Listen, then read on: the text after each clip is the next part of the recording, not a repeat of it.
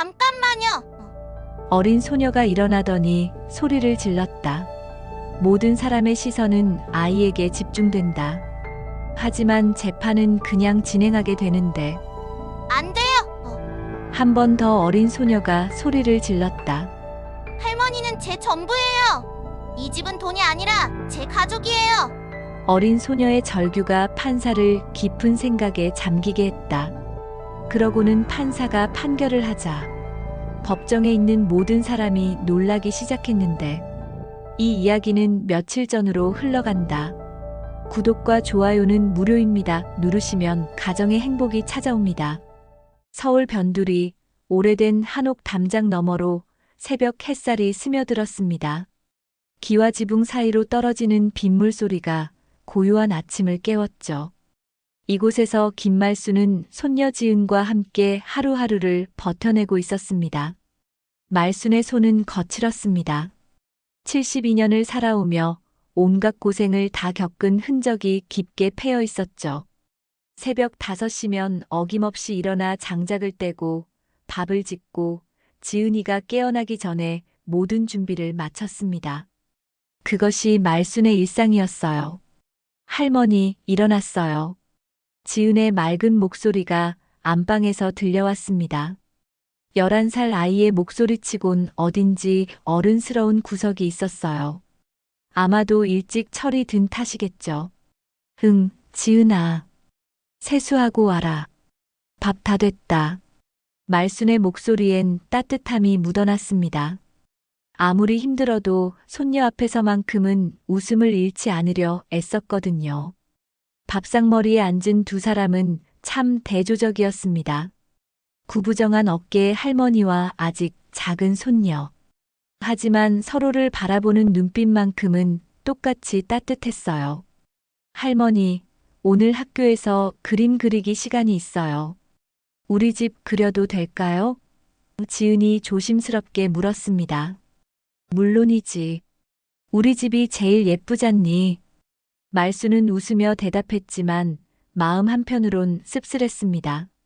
낡은 한옥이 과연 아이에게 자랑스러운 집일까 하는 생각이 들었거든요. 지은이 학교에 간 후 말수는 혼자 남은 집안을 둘러보았습니다. 삐걱거리는 대청마루, 군데군데 떨어진 벽지, 겨울이면 찬바람이 새어드는 창문 틈. 모든 것이 세월의 무게를 견디지 못하고 있었어요. 이 집은 말순이 시집 올 때부터 살던 곳이었습니다. 남편과 함께 아들을 키우고 며느리를 맞이하고 손녀를 품에 안았던 추억이 곳곳에 스며 있었죠. 하지만 이제는 말순과 지은 둘뿐이었습니다. 아들은 사업에 실패한 후 어디론가 사라져버렸어요. 엄마, 미안해요. 조금만 기다려주세요. 그 말을 남기고는 연락이 끊어졌습니다. 며느리는 더 냉정했어요. 아이는 맡기고 갈게요. 이제 새 삶을 살고 싶어요. 그렇게 지은을 남기고 다른 남자와 재혼에 떠났습니다. 그때부터 말순의 진짜 고생이 시작됐어요. 연금만으론 두 사람이 살기 부족했습니다.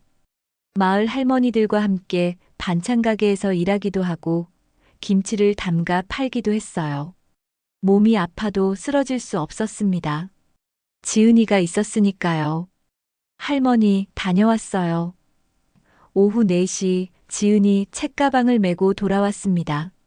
아이의 얼굴엔 환한 웃음이 가득했어요. 어서 와라. 간식 준비해놨다. 말수는 고구마를 삶아 기다리고 있었습니다. 지은은 할머니 품에 안기며 하루 있었던 일들을 쏟아냈어요.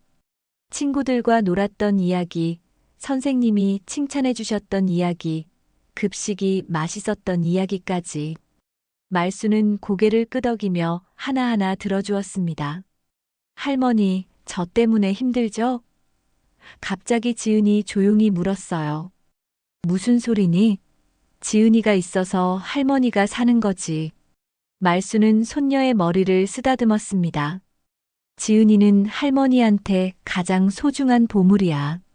그날 저녁 두 사람은 조용한 한옥에서 함께 텔레비전을 보았습니다. 지은은 할머니 무릎에 머리를 기대고 말수는 손녀의 머리카락을 빗어주었어요. 평범하지만 소중한 일상이었죠. 밤이 깊어지고 지은이 잠든 후 말수는 혼자 대청마루에 앉아 달을 바라보았습니다. 내일은 또 어떤 하루가 될까요? 걱정이 앞섰지만 손녀의 웃음소리가 떠오르면 다시 힘이 났어요. 지은이만 있다면 무엇이든 견딜 수 있었습니다. 하지만 말수는 몰랐어요. 곧 그들의 평온한 일상에 큰 파도가 몰려올 것이라는 걸 말입니다. 그로부터 며칠이 지났습니다. 평범한 어느 목요일 오후였어요. 말수는 마당에서 빨래를 널고 있었습니다. 가을 햇살이 따뜻해서 빨래가 금세 마를 것 같았거든요. 택배입니다. 대문 밖에서 목소리가 들려왔어요. 말수는 고개를 갸웃했습니다. 택배를 시킨 적이 없는데 이상했거든요. 대문을 열어보니 젊은 택배기사가 두꺼운 서류 봉투를 들고 있었어요. 김말수님 맞으시죠? 법원에서 나온 등기입니다. 기사의 표정이 어딘지 무거웠습니다. 법원? 말순의 가슴이 쿵 내려앉았어요. 좋은 일로 법원에서 연락이 올 리는 없었거든요. 떨리는 손으로 도장을 찍고 서류를 받았습니다. 봉투를 뜯는 손길이 조심스러웠어요. 안에서 나온 건 차가운 인쇄물이었습니다. 민사소송 통지서라고 큼지막하게 적혀 있었거든요. 말수는 글씨가 잘 보이지 않아 안경을 찾아 썼습니다. 원고는 김진수, 말순의 시동생이었어요. 소송 내용을 읽어보니 기가 막혔습니다. 자신이 살고 있는 집과 땅을 내놓으라는 거였어요. 상속 지분을 주장하며 명도 소송을 낸 거였습니다. 어떻게 이럴 수가. 말순의 목소리가 떨렸습니다. 바로 그때 대문에서 또 소리가 들려왔어요. 익숙한 목소리였습니다. 형수님, 집에 계시죠? 시동생 김진수가 나타났습니다. 40대 후반의 그는 말쑥한 정장 차림이었어요. 성공한 사업가처럼 보였죠. 말수는 서류를 움켜쥐고 대문으로 나갔습니다. 진수야, 이게 도대체 뭐니? 진수는 냉소적으로 웃었어요. 형수님도 이제 아시겠군요. 저도 더 이상 참을 수 없어서 말입니다. 참다니 무슨 말이야? 말순의 목소리가 높아졌습니다. 형수님, 형님이 돌아가신 지 벌써 10년이 넘었잖아요. 그동안 제 몫을 달라고 얼마나 말씀드렸습니까? 진수의 눈빛이 차가웠어요. 이제 내 권리를 찾을 때가 됐다고 봅니다. 말수는 어이가 없었어요. 권리라니, 이 집은 내가 시집 올 때부터 살던 집이야. 내 형님과 내가 평생 지켜온 집이라고. 하지만 법적으론 다르죠. 형님 명의로 된 이 집, 저도 상속받을 권리가 있습니다. 진수는 서류를 꺼내 흔들었어요. 여기 다 나와 있어요. 제가 절반을 차지할 수 있습니다. 내가 이 집에 무슨 정을 들였다고 그래? 말순의 목소리가 떨렸습니다. 형님 장례 때도 안 왔던 내가 이제 와서 무슨 권리를 말하니? 진수의 표정이 싸늘해졌어요. 감정적으로 말씀하지 마세요. 법은 법입니다. 그리고 그는 잠시 멈춘 후 날카롭게 말했어요. 형수님, 솔직히 말해서 조카도 없지 않습니까? 그 말에 말순의 얼굴이 창백해졌습니다. 무슨 소리야? 아들은 어디 갔는지 모르고 며느리는 다른 남자랑 재혼해서 떠났죠. 남은 건 손녀뿐인데 그 애는 법적으로 상속권도 없잖아요. 진수의 말이 비수처럼 파고들었어요. 그런데 형수님이 이 큰 집을 혼자 차지하고 있는 게 맞나요?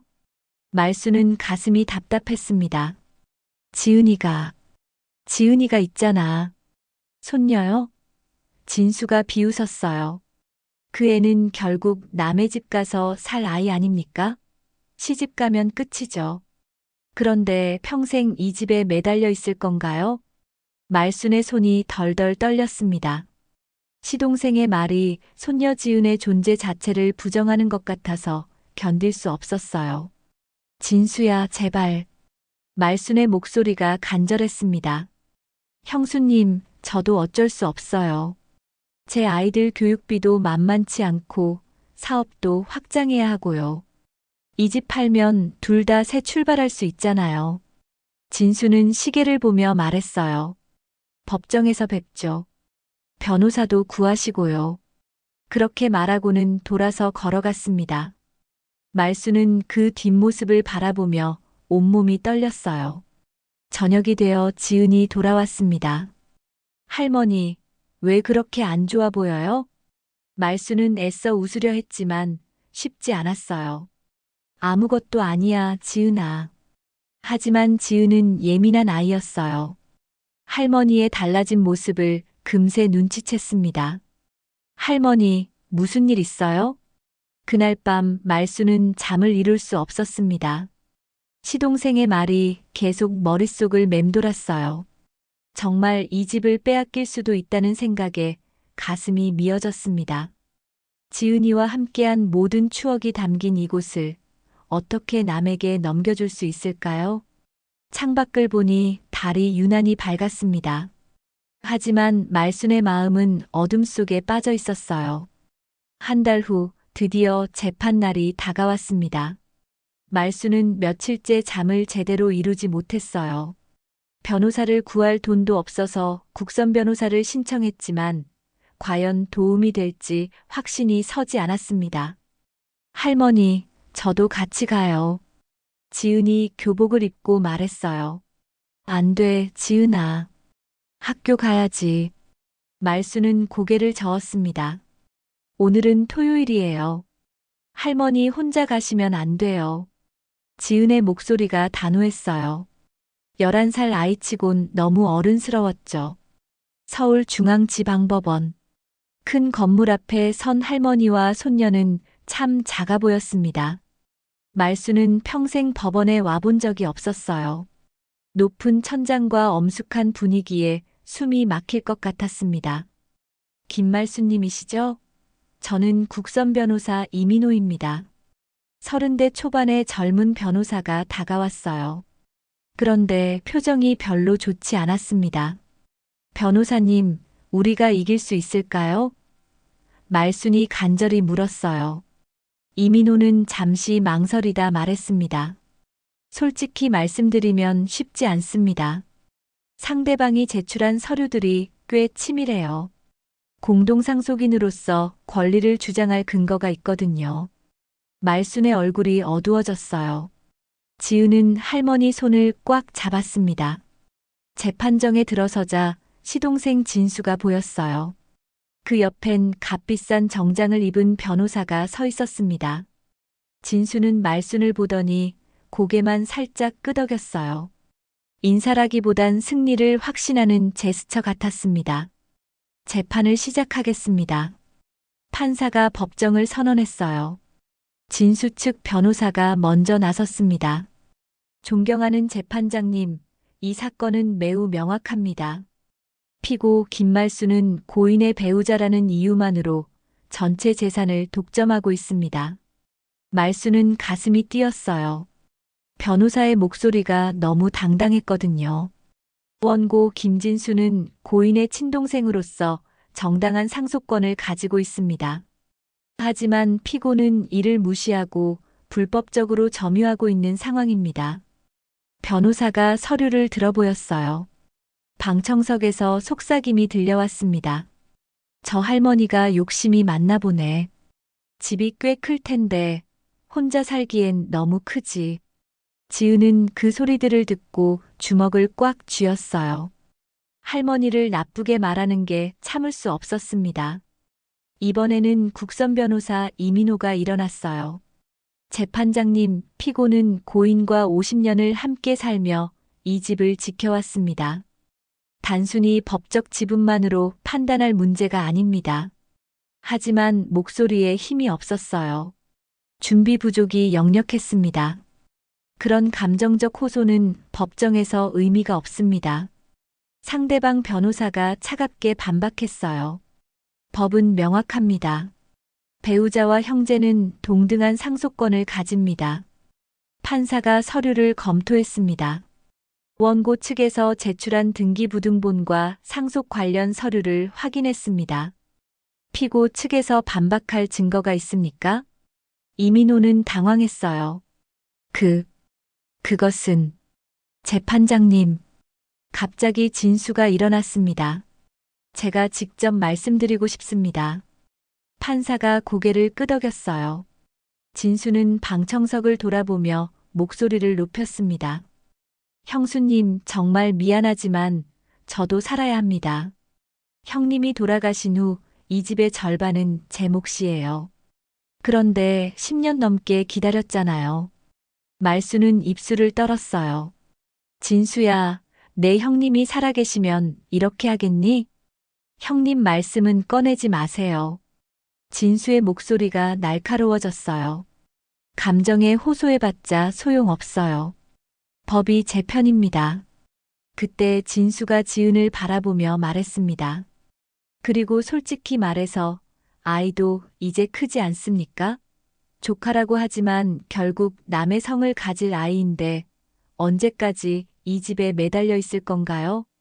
그 순간 지은의 얼굴이 붉어졌어요. 시동생이 자신을 남 취급하는 게 너무 억울했습니다. 재판장님, 피고의 소유권 주장은 법적 근거가 약합니다. 상대방 변호사가 정리했어요. 명확한 상속 서류가 있는 이상 원고의 권리를 인정해 주시기 바랍니다. 판사는 서류들을 다시 한번 살펴보았습니다. 오랜 침묵이 흘렀어요. 말수는 가슴이 터질 것 같았습니다. 증거 서류를 종합해보면 판사가 입을 열었어요. 바로 그때 지은이 갑자기 일어났습니다. 작은 몸집이지만 당당했어요. 잠깐만요. 지은의 목소리가 법정에 울려 퍼졌습니다. 모든 사람의 시선이 아이에게 집중됐어요. 판사도 놀란 표정이었습니다. 조용히 하세요. 서기가 제지했지만 지은은 물러서지 않았어요. 차가운 법정 안에서 작은 소녀의 목소리만이 떨리고 있었습니다. 조용히 하라고 했습니다. 서기가 다시 한번 엄하게 말했어요. 하지만 지은은 꿋꿋이 서 있었습니다. 판사가 안경을 벗고 지은을 바라보았어요. 어린이, 법정에서는 조용히 해야 합니다. 죄송해요, 판사님. 하지만 저도 할 말이 있어요. 지은의 목소리가 떨렸지만 포기하지 않았어요. 진수가 팔짱을 끼고 비웃었습니다. 아이가 뭘 안다고 나서는 거야? 그때 진수의 변호사가 가방에서 서류 뭉치를 꺼냈어요. 재판장님, 추가 증거를 제출하겠습니다. 변호사는 오래된 문서를 펼쳐 보였습니다. 이것은 고인이 생전에 작성한 유언장입니다. 여기에 분명히 기재되어 있습니다. 동생 진수에게 재산의 절반을 상속한다고 말입니다. 말순의 얼굴이 하얗게 질렸어요. 그런 유언장은 처음 봐. 그리고 이것은 부동산 등기 원본입니다. 변호사가 또 다른 서류를 들어 올렸어요. 고인과 원고 김진수가 공동명의로 등록된 부분이 명시되어 있습니다. 국선 변호사 이민호는 당황했어요. 이런 서류들은 처음 보는 거였거든요. 재판장님, 확인할 시간을 주십시오. 시간은 충분히 드렸습니다. 상대방 변호사가 냉정하게 말했어요. 피고 측이 준비 부족인 것은 저희 책임이 아닙니다. 방청석에서 웅성거림이 더 커졌어요. 저 할머니가 숨기고 있었나 보네. 불쌍하긴 하지만 법이 법이지. 진수가 일어서서 방청석을 향해 말했습니다. 여러분도 보시다시피 저는 정당한 권리를 찾는 것뿐입니다. 형수님이 혼자 독점하시는 건 옳지 않죠. 그리고는 말순을 바라보며 더욱 날카롭게 말했어요. 형수님, 솔직히 말해봅시다. 아들은 빚만 남기고 도망갔고 며느리는 딴 남자와 재혼해서 행복하게 살고 있어요. 그런데 형수님은 뭘 하고 계신가요? 말수는 말이 막혔어요. 하루 벌어 하루 먹고 사는 형편에 그 큰 집을 혼자 지키고 있는 게 현실적입니까? 진수의 목소리가 더욱 거세졌어요. 그리고 그 아이. 진수가 지은을 가리켰습니다. 그 아이는 결국 남의 집 갈 아이 아닙니까? 시집 가면 끝이에요. 아이 하나 못 지킨 주제에 무슨 재산을 지켜요? 그 말이 떨어지는 순간 법정 안이 조용해졌어요. 너무 잔혹한 말이었거든요. 말순의 눈에서 눈물이 떨어졌습니다. 시동생의 말은 손녀 지은의 존재를 완전히 부정하는 것이었어요. 마치 지은이 이 집에, 이 가족에 아무런 의미가 없다는 듯이 말하는 거였습니다. 지은은 이를 악물었어요. 온몸이 떨렸지만 꾹 참았습니다. 원고의 주장이 타당합니다. 상대방 변호사가 기세등등하게 말했어요. 피고는 법적 근거 없이 재산을 독점하고 있습니다. 감정적 호소로는 법을 바꿀 수 없어요. 방청석에서 고개를 끄덕이는 사람들이 보였어요. 맞는 말이야. 법이 우선이지. 이민호 변호사는 식은땀을 흘리며 일어났습니다. 재판장님, 피고는 50년간 이 집을 지켜왔습니다. 그 세월의 무게를 고려해 주시기 바랍니다. 세월의 무게라니요? 상대방 변호사가 비웃었어요. 그런 추상적인 개념으로 재산권을 주장할 수는 없습니다. 법적 근거가 전부입니다. 판사가 서류를 다시 검토했어요. 오랜 침묵이 흘렀습니다. 말수는 손바닥에 식은땀이 흘렀어요. 제출된 증거를 검토한 결과 판사가 천천히 말을 시작했어요. 진수는 승리를 확신하며 미소를 지었습니다. 변호사도 자신만만한 표정이었어요. 피고의 소유권 주장은 법적 근거가 약한 것으로 판단됩니다. 판사의 말에 말수는 눈앞이 캄캄해졌어요. 그 순간 지은이 벌떡 일어났습니다. 안 돼요. 조용히 하세요. 서기가 소리쳤지만 지은은 멈추지 않았어요. 할머니는 제 전부예요. 지은의 목소리가 법정에 울려 퍼졌습니다. 이 집은 돈이 아니라 제 가족이에요. 모든 사람이 지은을 바라보았어요. 작은 소녀의 울먹이는 목소리가 차가운 법정을 채웠습니다.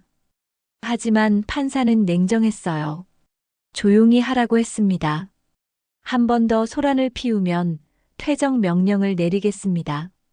지은의 눈에서 눈물이 흘러내렸지만 포기할 수 없었어요.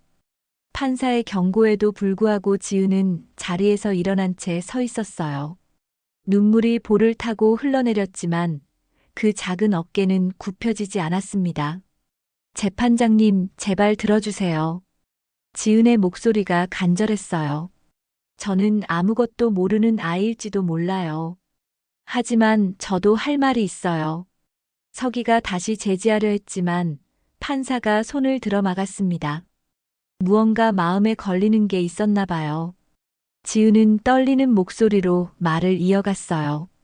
아빠는 저를 버리고 갔어요. 빚이 너무 많아서 견딜 수 없다고 하시면서요. 엄마도 저를 할머니한테 맡기고 다른 아저씨와 결혼해서 멀리 갔어요. 방청석이 조용해졌습니다. 아이의 솔직한 고백에 사람들이 귀를 기울이기 시작했어요. 그때 제가 8살이었어요. 할머니가 아니었다면 저는 어떻게 됐을까요? 지은의 목소리가 더욱 떨렸어요. 굶어 죽었을지도 몰라요. 아니면 고아원에 가야 했을 거예요. 말수는 손녀의 모습을 보며 가슴이 미어졌어요. 이런 자리에서 아이가 상처받는 말을 들어야 한다니. 하지만 할머니는 저를 포기하지 않으셨어요. 지은이 할머니를 바라보며 말했어요. 제가 아플 때 밤새 간병해 주시고, 제가 슬플 때 품에 안아주시고, 제가 배고플 때 당신 것까지 나눠주셨어요. 진수는 불편한 듯 자리에서 꿈틀거렸어요. 예상하지 못한 상황이었거든요. 그 집에서 할머니와 저는 가족이 됐어요. 피가 섞이지 않아도, 법이 인정하지 않아도 우리는 진짜 가족이에요. 지은의 목소리가 힘을 얻었습니다. 상대방 변호사가 일어났어요. 재판장님, 감정적 호소는 법적 판단과 무관합니다. 아이의 말에 흔들리시면 안 됩니다. 하지만 지은은 멈추지 않았어요. 작은 할아버지, 당신은 할아버지 장례식에도 안 왔잖아요. 할머니가 혼자 모든 걸 준비하셨어요. 그런데 이제 와서 권리를 찾는다고요? 진수의 얼굴이 붉어졌어요. 그건 그때 사정이 있었어. 사정이요? 할머니는 3년 동안 할아버지 간병하시느라 밤잠도 못 주무셨어요. 그때 작은 할아버지는 어디 있었나요? 지은의 목소리가 더욱 또렷해졌어요. 방청석에서 웅성거림이 일었어요. 사람들의 시선이 진수에게 집중됐습니다. 진수는 당황했어요. 그건 형수님이 알아서 하신 거고. 알아서요? 지은이 소리쳤어요. 할머니가 선택해서 고생하신 게 아니에요. 가족이니까 당연히 하신 거였어요. 상대방 변호사가 끼어들었어요. 재판장님, 이런 식으로 진행되면 재판의 본질이 흐려집니다. 하지만 판사는 지은의 말에 집중하고 있었어요. 뭔가 마음을 움직이는 구석이 있었나 봅니다. 지은은 눈물을 닦으며 계속 말했어요. 작은 할아버지, 이 집을 가져가면 저와 할머니는 어떻게 되는 줄 아세요? 할머니는 이미 70이 넘으셨어요. 새로 집을 구할 돈도 없어요. 그건 알아서 하시겠지. 진수가 어색하게 대답했어요. 알아서요? 지은의 목소리가 높아졌어요. 할머니가 저 때문에 얼마나 고생하시는지 아세요? 제가 학용품 사달라고 할 때마다 어떤 표정을 지으시는지 보셨어요? 말수는 손녀의 말에 가슴이 찢어질 것 같았어요. 아이가 이 모든 걸 알고 있었다니. 그런데도 할머니는 한 번도 저를 귀찮아하신 적이 없어요. 오히려 제가 할머니 곁에 있어서 행복하다고 하세요. 지은의 목소리가 흐느끼듯 떨렸어요. 판사의 손이 미묘하게 떨리는 게 보였어요. 뭔가 마음에 와닿는 부분이 있었나 봅니다. 진수는 초조해졌어요. 상황이 자신에게 불리하게 돌아가고 있었거든요. 재판장님, 아이의 말에 속으시면 안 됩니다. 감정에 호소하는 건 법정에서 통하지 않아요. 맞습니다. 상대방 변호사가 거들었어요. 아무리 불쌍해도 법은 엄정해야 합니다. 원고의 권리는 명확합니다. 하지만 지은은 포기하지 않았어요. 판사님, 제발 우리 집을 빼앗지 말아주세요. 할머니와 저에게 이 집은 전부예요. 여기가 아니면 저희는 갈 곳이 없어요. 아이의 절규에 법정안이 숙연해졌습니다. 방청석에서도 훌쩍거리는 소리가 들려왔어요. 판사는 깊은 숨을 쉬었습니다. 잠시 휴정하겠습니다. 그 말과 함께 모든 사람이 자리에서 일어났어요. 말수는 지은을 끌어안고 흐느꼈습니다. 지은아, 고마워. 정말 고마워. 말순의 목소리가 떨렸어요. 하지만 상황은 여전히 절망적이었습니다. 법적 증거는 진수 편이었고 감정만으로는 재판을 뒤바꿀 수 없었거든요. 10분간의 휴정이 끝나고 재판이 재개됐습니다. 판사가 자리에 앉자 법정안이 다시 조용해졌어요. 모든 사람의 시선이 판사석에 집중됐습니다. 지은은 여전히 할머니 옆에 꼿꼿이 서 있었어요. 아까 울었던 흔적이 남아 있었지만 눈빛만큼은 포기하지 않았습니다. 계속하겠습니다. 판사가 말했어요. 추가로 하실 말씀이 있으시면 하십시오. 그때 지은이 다시 일어났습니다. 이번에는 아무도 말리지 않았어요. 판사님, 저 정말로 마지막으로 하고 싶은 말이 있어요. 지은의 목소리가 떨렸지만 분명했어요. 저는 이 집에서 태어나지 않았어요. 하지만 이곳에서 진짜 사람이 됐어요.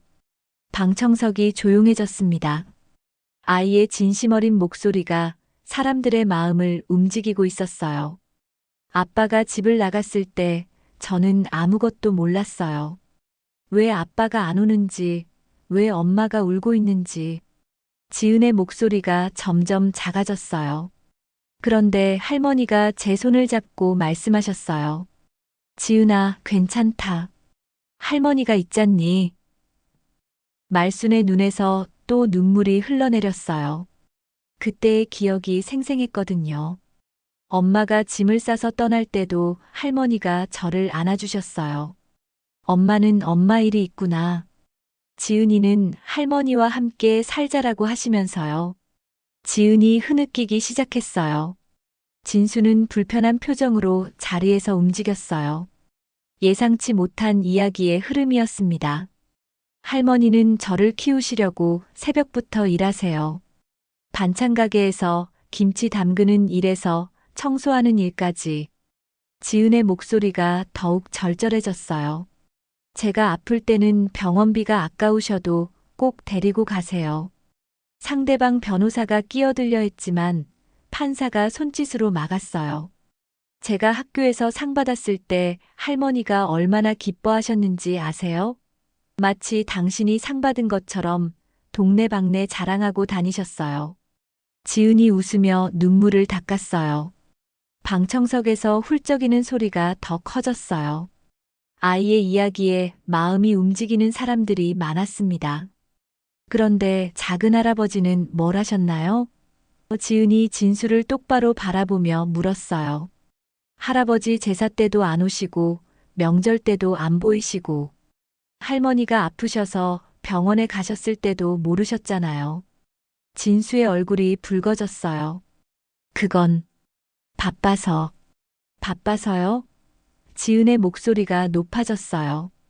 할머니는 더 바쁘세요. 저를 돌보시느라 생계를 꾸려가시느라 하루도 쉬는 날이 없으세요. 이민호 변호사도 놀란 표정이었어요. 준비하지 못했던 강력한 증언이었거든요. 지은은 계속해서 말했어요. 작은 할아버지, 당신이 이 집을 가져가면 할머니는 어디서 사세요? 연금만으로는 전세금도 낼 수 없어요. 그럼 할머니는 어떻게 되는 거예요? 그건 진수가 말을 더듬었어요. 저도 어떻게 되는 거예요? 할머니 없이는 살 수 없어요. 지은의 목소리가 법정을 가득 채웠어요. 이 집은 단순한 재산이 아니에요. 저와 할머니의 삶 전체예요. 그 순간 판사의 손이 미묘하게 떨리는 게 보였어요. 뭔가 마음 깊은 곳이 흔들리고 있었습니다. 법으로는 저희를 보호할 수 없나요?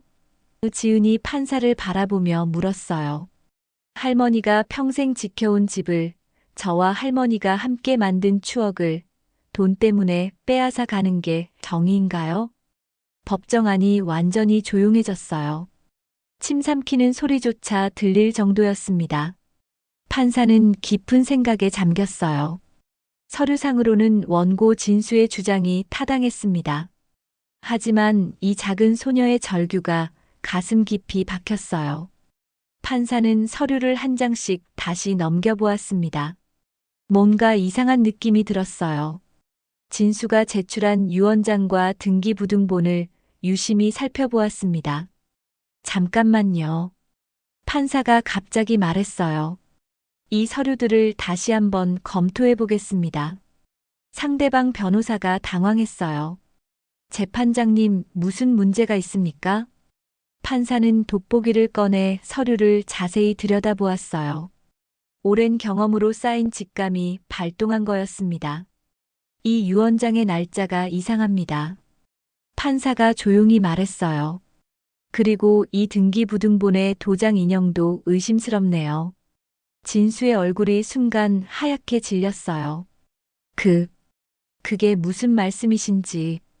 법원 감정관을 부르겠습니다. 판사가 선언했어요. 이 서류들의 진위를 확인해야겠습니다. 방청석이 술렁였어요. 예상치 못한 반전이었거든요. 1시간 후 감정 결과가 나왔습니다. 감정관이 법정에 들어와 보고했어요. 재판장님, 제출된 유언장에서 위조 흔적을 발견했습니다. 감정관의 목소리가 법정에 울려 퍼졌어요. 잉크의 성분이 다르고 필적도 일치하지 않습니다. 진수는 의자에 털썩 주저앉았어요. 얼굴이 새파랗게 질렸습니다. 그리고 등기부등본도 일부 조작된 흔적이 있습니다. 공동명의 부분이 후에 추가된 것으로 보입니다. 감정관이 계속 보고했어요. 법정이 술렁였어요. 진수의 변호사도 당황한 기색이 역력했습니다. 판사의 표정이 엄숙해졌어요. 원고 김진수님, 이에 대해 해명하실 말씀이 있습니까? 진수는 식은땀을 흘리며 일어났어요. 그것은 제가 실수라고 하시겠습니까? 판사의 목소리가 차갑게 변했어요. 법정에 위조 서류를 제출한 것이 실수라는 말씀입니까? 방청석에서 웅성거림이 더 커졌어요. 위조라니, 사기꾼이네. 말수는 믿을 수 없었어요. 시동생이 이런 짓을 할 줄은 몰랐거든요. 지은은 할머니 손을 꽉 잡고 있었어요. 상황이 바뀌고 있다는 걸 느꼈습니다. 이 사건은 단순한 상속 분쟁이 아닙니다. 판사가 엄중하게 말했어요. 위조 문서를 이용한 사기 소송입니다. 진수는 변명하려 했지만 말이 나오지 않았어요. 따라서 본 재판부는 다음과 같이 판결합니다. 판사가 최종 선언을 준비했어요. 판사의 목소리가 법정에 울려 퍼졌어요. 원고 김진수의 소송을 기각하며 피고 김말순의 소유권을 온전히 인정합니다. 그 순간 말순은 가슴이 뛰는 것을 느꼈어요. 믿을 수 없었거든요. 또한 원고가 위조 서류를 제출한 것에 대해서는 별도의 수사 의뢰를 하겠습니다. 판사가 진수를 바라보며 엄중하게 말했어요. 진수는 고개를 떨구고 있었어요. 자신의 욕심이 부른 결과였습니다. 이상으로 재판을 마치겠습니다. 판사가 마지막 선언을 했어요. 그 순간 지은이 할머니를 끌어안고 울음을 터뜨렸어요. 할머니, 우리 이겼어요. 우리 집 지켰어요. 말순도 손녀를 꽉 안으며 오열했습니다. 지은아, 내 목소리가 우리를 살렸구나. 정말 고마워. 법정을 나오며 판사가 조용히 다가왔어요. 어머니, 따님이 정말 용감하네요. 네.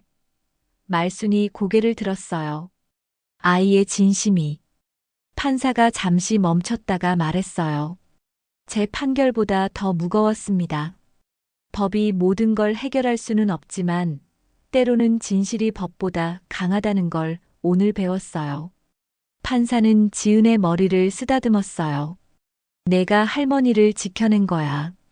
정말 대단하구나. 법원을 나오는 길에 말순과 지은은 손을 꽉 잡고 걸었어요. 가을 햇살이 두 사람을 따뜻하게 감쌌습니다. 할머니, 이제 정말 괜찮은 거죠? 지은이 조심스럽게 물었어요. 그럼 이제 아무도 우리를 떼어놓을 수 없어. 말순이 웃으며 대답했어요. 집으로 돌아가는 버스 안에서 말순은 창밖을 바라보았어요. 똑같은 풍경이었지만 모든 것이 달라 보였습니다. 이제 진짜로 안전했거든요. 할머니, 오늘 저녁에는 뭐 해 먹을까요? 지은이 환하게 웃으며 물었어요. 내가 좋아하는 김치찌개 끓여줄까? 말순도 오랜만에 밝은 표정이었어요. 좋아요. 그런데 할머니 앞으로는 더 이상 걱정 안 하셔도 돼요. 제가 컸거든요. 지은이 어깨를 쫙 펴며 말했어요. 그래, 우리 지은이가 많이 컸네. 말순이 손녀 머리를 쓰다듬었어요. 집에 도착하니 낡은 한옥이 그 어느 때보다 소중해 보였어요. 삐걱거리는 대청마루도 군데군데 떨어진 벽지도 모든 것이 사랑스러웠습니다. 그날 저녁 두 사람은 오랜만에 마음 편히 밥을 먹었어요. 김치찌개 냄새가 집 안가득 퍼졌습니다. 할머니, 오늘 법정에서 제가 한 말 어땠어요? 지은이 수줍게 물었어요. 최고였어. 할머니가 평생 듣고 싶었던 말을 내가 다 해줬구나. 말순의 목소리가 따뜻했어요. 밤이 되어 지은이 잠든 후 말순은 다시 대청마루에 앉았어요. 하지만 이번에는 걱정이 아니라 감사한 마음이었습니다. 달빛이 한옥 처마 사이로 스며들었어요. 고요한 밤이었지만 말순의 마음은 평온했습니다. 여보, 우리 지은이가 정말 잘 컸어요. 말순이 하늘을 바라보며 중얼거렸어요. 당신도 자랑스러워 하겠어요. 바람이 살랑 불어와 말순의 머리카락을 스쳤어요. 마치 남편이 대답하는 것 같았습니다. 그날 이후 지은은 더 이상 무시당하지 않았어요. 동네 어른들도 지은을 다르게 보기 시작했습니다. 저 아이가 할머니를 지켜냈다더라. 정말 대단한 아이야. 말순과 지은의 일상은 다시 평범해졌어요. 하지만 예전과는 달랐습니다. 서로에 대한 고마움과 사랑이 더욱 깊어졌거든요. 오래된 한옥 처마 밑에서 할머니와 손녀의 웃음소리가 햇살처럼 반짝였습니다. 그 웃음은 어떤 시련도 이겨낼 수 있는 힘이 되어 주었어요. 오늘 이야기가 마음에 드셨다면 무료 구독과 알림 설정 꼭 눌러주세요. 여러분의 따뜻한 댓글 하나가 저희에겐 큰 힘이 됩니다. 늘 함께 해주셔서 감사합니다.